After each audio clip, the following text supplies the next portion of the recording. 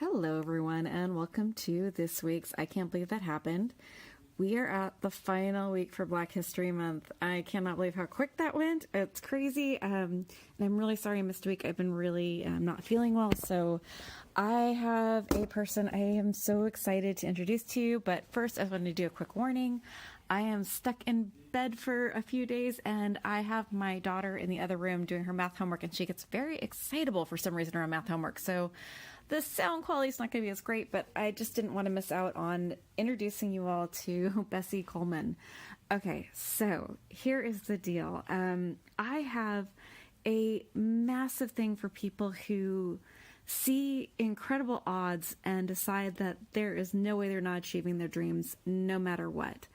And I don't think I have ever heard of anyone who so strongly willed decided she was going to be exactly who she was going to be than Bessie Coleman. So we are going to get started with one of the coolest aviators ever, and also the first African American and Native American female flyer. So let's get to it.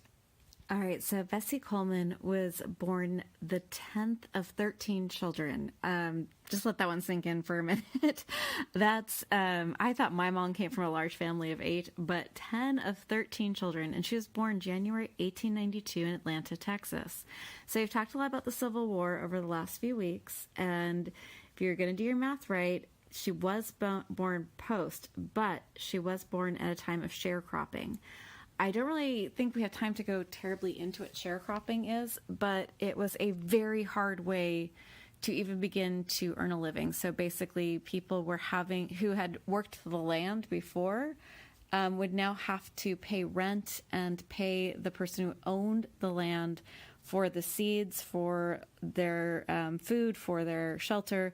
It was brutal. And if you add on to that 13 children, you can just imagine what Bessie's life was like. She was born in Atlanta, Texas, and in 1901, her mom became a single mother, and she did end up finding work as a cook and a housekeeper. Okay, so Bessie then completes all 8 grades. She was very into education. She was incredibly bright by all accounts. And she went to school in a one-room schoolhouse. Okay, so backing up a little bit for a second. And the way that schools used to work was not like you'd go to kindergarten, first grade, second grade, third grade. All of the kids would mostly just be in one room. It was a one-room schoolhouse, all the grades together, and pluses, minuses, but I think you kind of guess it was a very different way of looking at school than possibly you've gone to school. Okay, so she wanted so much more than just those 8th grade education, and school was expensive and pricey, and being one of 13 children in a poor house, she saved her money so that she could go to school. And she enrolls in the Colored Agricultural and Normal University in Langston, Oklahoma. Unfortunately, she was only able to do one term before she ran out of money. Now, the reason I'm telling you about all these little details of her life where things aren't working out is because I think it's really important not to gloss over when things don't work out. This is a woman who had a lot of things not work out, and she always stepped back up. She always got back up and decided what her next step was going to be, even if it was incredibly difficult. So when she turned 23, she went over to Chicago to stay with her brother. 1915, if you know a little bit more about history, that's really cool. And you might know that we're getting very close to World War I, which was one of the first wars that really took advantage of airplanes. Her brother over there wrote her back when he went off to World War I. Her brother Johnny wrote her back saying, "I know something that French women do that you'll never do, fly." So in France, it was a very interesting time. And someday I will have a whole episode on the Harlem Renaissance. But there was a lot of Black people who did go over to France during the war and after the war. A lot of Black people fought in the war and decided to stay because the French did not have the same feelings about what Black people should be doing that the United States had. So it was a really interesting time where a lot of amazing writers and performers and actors, actresses, dancers would travel over to France and then decide to stay there. So you'll hear about people like James Baldwin or Josephine Baker. But this is where Bessie first heard about flying and that women could fly. And she decided nothing was ever going to stop her. So she took advice, and not just advice, some money too, from a publisher named Abbott, who decided he was going to help support her a little bit. However, Robert Abbott was the owner of the Chicago Defender and one of the first African-American millionaires. And he took an interest in Bessie Coleman, and he really thought that her dream to learn how to fly was pretty cool. However, there was no school in the United States that was willing to teach her as a Black woman to fly. The only place she had a hope of that was in France. So as educated as Bessie was, she had to learn French, and she had to get herself to Paris. So you can think about just how daunting that is. Like, there's all these steps she's going to have to do. She's going to have to learn a new language.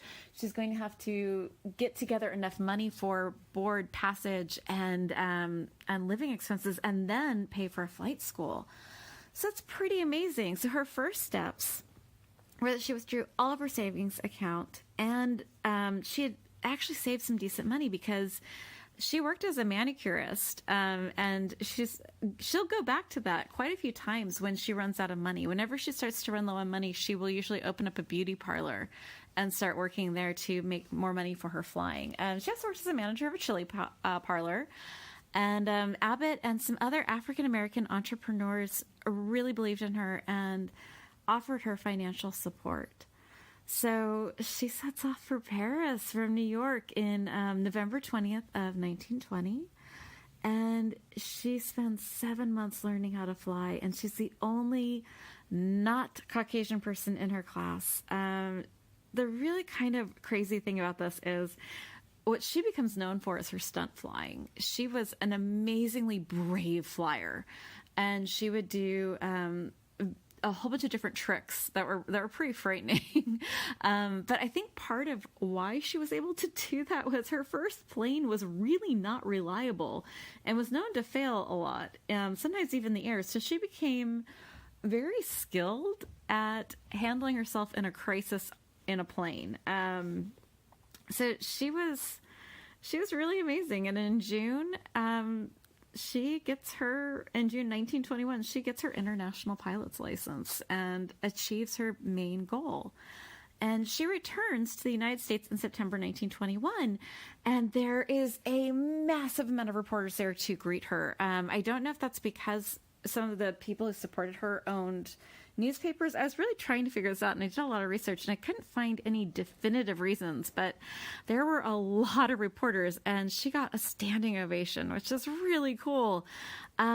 She was a huge proponent of civil rights and of equality, and she became very popular for her tricks and her, so a lot of times, flying was really pretty new at this point, and they would have these like 27-foot planes, and they would do these tricks in the air, and people would buy tickets to come and watch this. And she refused to perform at any venue that was not for everyone. Everyone had to be allowed to be admitted. Everyone had to pay the same ticket price, and everyone had to go through the same gate for her to agree to fly.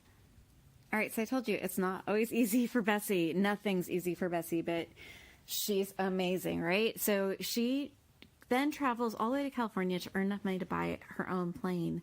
But she crashed the plane and had to return to Chicago and start again to get the money up to get another plane. And it took 2 more years before she finally succeeded.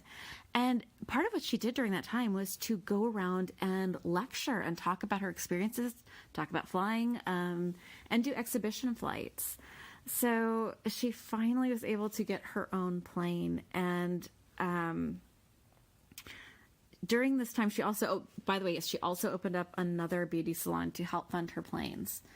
So, unfortunately, Bessie did pass away. And when she died, her death really meant a lot. And there was over 15,000 people who came to pay her respects. But the most important thing that happened was that she had dreamed, and what she was working towards, her next big goal was to create a flying school for African Americans.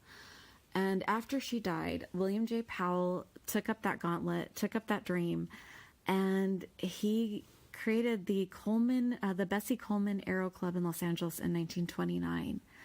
And because of that, there's a history of amazing Black flyers and Black people who went into the Air Force, including the Tuskegee Airmen, the 5 Blackbirds, the Flying Hobos. The Tuskegee Airmen, we've got to do a whole episode on that for World War II.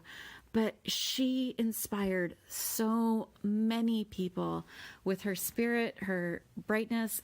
Please go to our show notes, by the way. If you want to see someone who has a smile that will just light up with every ambition and joy, it is Bessie Coleman. So please head over to the show notes to see a picture of Bessie Coleman. Thank you so much. Wrapping up Black History Month. I really enjoyed this. I've been just so excited to share some of these wonderful people with you. I think that next month I was going to do stage magic, but I kind of got sidetracked by unicorns. I know. How do you not get sidetracked by unicorns?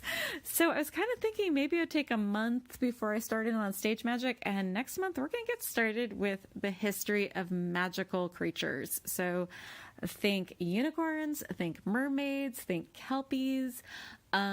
Throw in some suggestions my way. Go ahead and send me emails or comment on the comment section. Let me know what you would like to see, and have a wonderful week. Just make sure you share the podcast with other friends, family, any social media groups you guys are a part of, especially if you homeschool. Let your teachers know you're listening to I Can't Believe That Happened, and have a great week, everyone. Just remember, we're a baby podcast. We only get listeners based on you guys being so nice and sharing the podcast. So thanks so much, and tune in next week.